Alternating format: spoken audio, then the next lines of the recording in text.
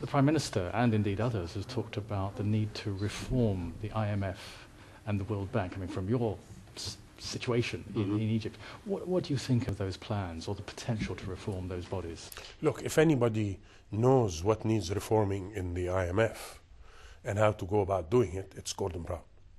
He spent 10 years as chairman of the IMFC, a job that I occupy today, to my misfortune, because he's a difficult act to follow. And if anybody can chart a course towards reforming the IMF, it's him. I intend through Alistair Darling and all of the associates of the Prime Minister to work in cooperation with him to be able to chart a course that is realistic, we shouldn't ask for the moon, and feasible within a short time span. There's no point in asking for something that takes 10 years to achieve. He also highlighted what he calls the dangers of protectionism. Right. What do you think of that in terms of that as being on the agenda for G20 and in trying to cope with this financial crisis? We have two types of protectionism. The traditional type, which is trade protectionism. You raise tariffs, you put all sorts of barriers to foreign imports, etc.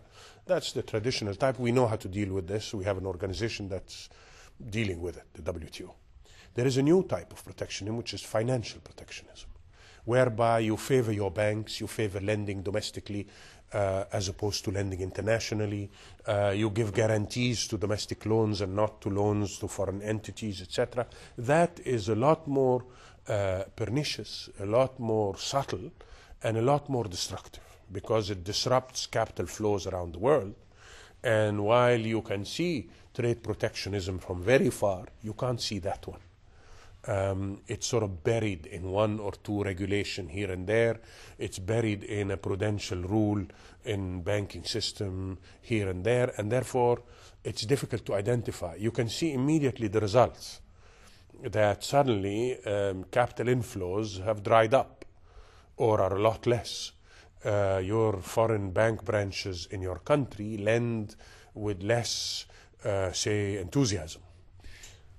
This is the kind of protectionism that we should be very watchful of and try and take measures to counteract. Is that a particular danger for the continent of Africa?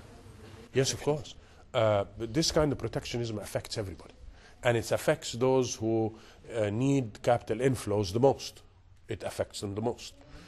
If capital inflows support your balance of payments, once these disappear, your balance of payments collapse and your development program collapses and you're back into poverty before you know it. So the more you need capital inflows to support your economic activity, the more you're going to be affected by this.